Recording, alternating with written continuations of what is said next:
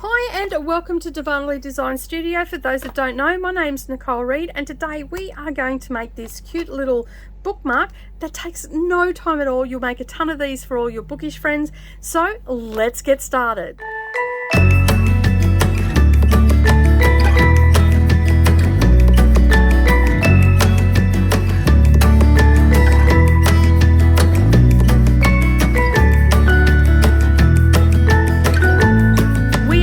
For a beginner friendly sewing tutorial, we are going to be making a quick and simple bookmark, and all we need to do for that is grab some fabric. I am using some charm packs that I've got sitting there that had some words on it, so I grabbed some of them out. You will need 2 squares at 4.5 inches that are matching. You can make it scrappy if you want. You can have whatever fabric you want, but you essentially need 3 pieces of fabric that measure 4.5 inches square. And you will also need some Shape Flex 101 or an interfacing of your choice, and you're going to put that onto the back of each of your pieces.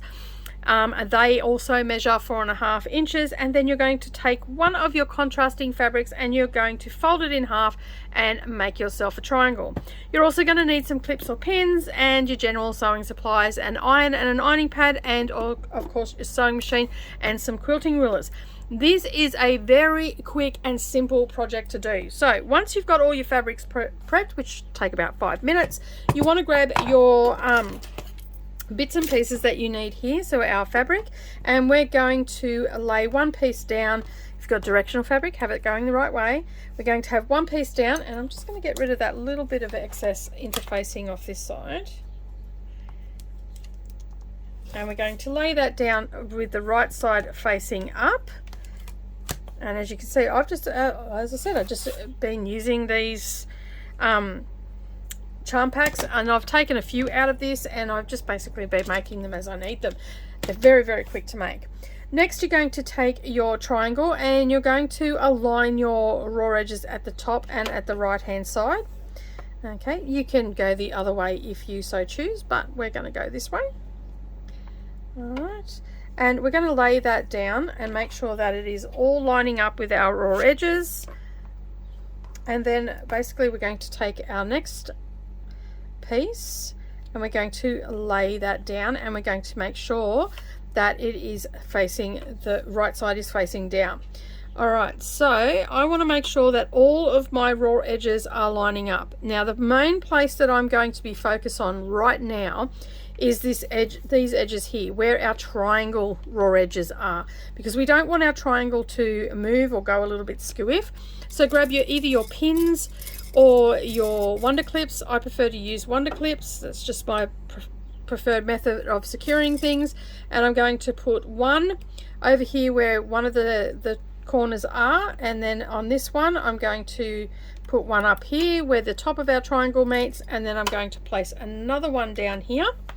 And then I'm just going to get some sort of marking device, so I'll just grab a friction pen, and I want to leave an opening. So I'm going to leave an opening on my jagged side, and I'm going to leave it at about 1.5 to 2 inches wide. Alright, so basically what I'm going to do, and I can see that that is a little bit off my cutting there, so I'm just going to trim that excess fabric off without going into my triangle and make sure that that is all done.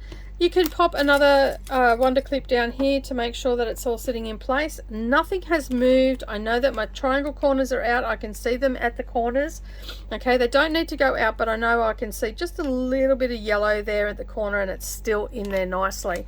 Now what we're going to do is we're going to start at one of our opening, and on the right hand side we're going to start there, and we're going to do a back stitch, and then we're going to do a 3/8 of an inch stitch all the way around, and then we're going to do when we get to our next mark, we are going to do a back stitch there as well. Alright, so head over to the sewing machine, put your needle in the down position. We're going to do 3/8 of an inch seam allowance and start off with a back stitch. So just go 1, 2 and then back. I have an automatic back stitch, so that's why it does it itself. And then when we come down to the bottom here where we've got a turn, I'm going to put my needle in the down position, and I'm just going to spin that and then I'm going to start along until I get to the next corner, and I'm going to do exactly the same thing, making sure that I'm keeping my seam allowance even and in the down position, and we turn.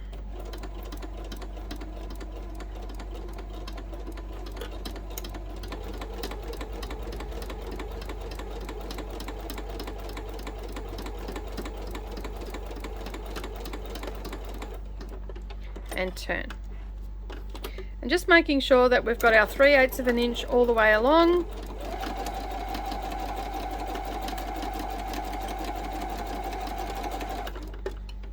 And then we come back to our beginning. And we don't want to go all the way along, we want to stop at our gap, and we want to do a back stitch there. Lift our needle up, grab our thread snips, and then we'll grab our pinking shears. And what we're going to do is we're going to take some of this bulk out, and we want to stitch as close as we can get to our stitching without actually going into our stitching. That makes sense? And you can see there I've got really close to where I've stitched, but I haven't gone into that stitching. And that is just going to neaten that all up, and then this way I am going to come down to where my line is, and I'm going to stop. I'll flip it over and do the same thing on this side and just stop where my stitching is, so you can see there I've stopped. And then I will grab my thread snips and I will just snip straight in and take that out. Okay, so what that's going to do is that's going to give out enough room there to actually fold that in, and when we go to press it, when we turn it back out, and that means that we won't lose, it won't go wonky, but we won't have to worry about working with such a small seam here. So you will have a little bit, but that's okay because it's just a little bit. All right, now what we're going to do is we're going to reach in and we're going to grab our corner, and with our index finger and our thumb we're just going to push that corner out, and slowly but surely get that to come out. Give it a little bit of a tug. And that's why you want to reverse at the opening. You want to back stitch there, because that just gives it a little bit more security for when we're doing this part of the bookmark. Okay, that has now gone through. All right, we'll grab our chopstick and we're just going to poke our corners out.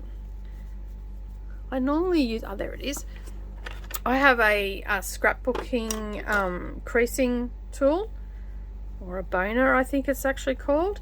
That is perfect for this sort of thing.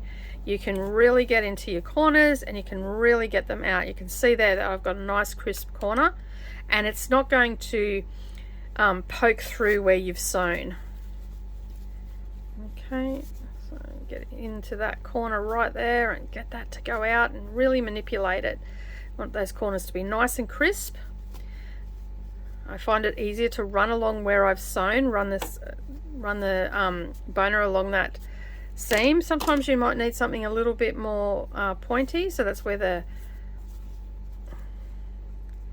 little chopstick comes in handy. You just want to get right into that corner and really work that out. Okay, and we end up with some nice corners that way.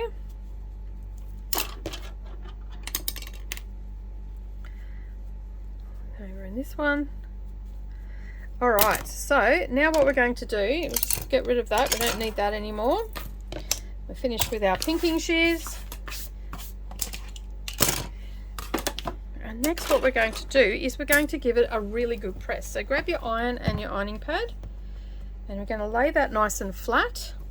Now we've still got our opening here, but you can see that that's just folded in really nicely and it's all lining up beautifully. So what we're going to do is we're going to press there first, so that way we know that that is going to be nice and crisp, and we're going to we'll pop a wonder clip on there to hold it closed. Okay, I'll flip that over And sometimes if you find that your seams aren't sitting right, you'll need to roll them between your fingers. And that gets them just to sit a little bit flatter. That one's fine. Well, usually where we've got bulk is where you'll need to do it. Alright, so we can see there that that is sitting beautifully. Our next step is to do a top stitch all the way around. So I'm going to start in this bottom corner here. I'm going to lengthen my stitch length to about a 3, and then I'm going to do an 1/8 of an inch seam allowance all the way around. You can do a 1/4 inch if you prefer, that's fine. There's no rhyme or reason to this one. So I'm just going to lengthen my stitch length, it's not playing, and then I'm just going to do an 1/8 of an inch. So I'm going to start with my needle in the down position, and hopefully you can see that okay. And then I'm just going to stitch all the way around, but I am not going to back stitch when I start. I will do that at the end. It just gives a neater finish for it. If you're having issues going through the bulk, just be patient and let it go through. You might need to get your tailor's awl. Where is that? There it is. Tailor's awl is great because you can get it underneath your foot and get it into your seam, and just give it a little bit of a helping hand.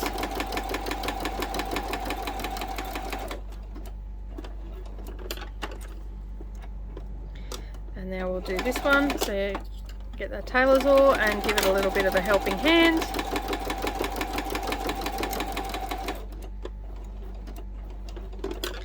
And then we're coming around to our final. Closing off our little bookmark, and then come around to this side, and then I'll come down 1 or 2, 3, maybe 3 stitches, and then I'll back stitch.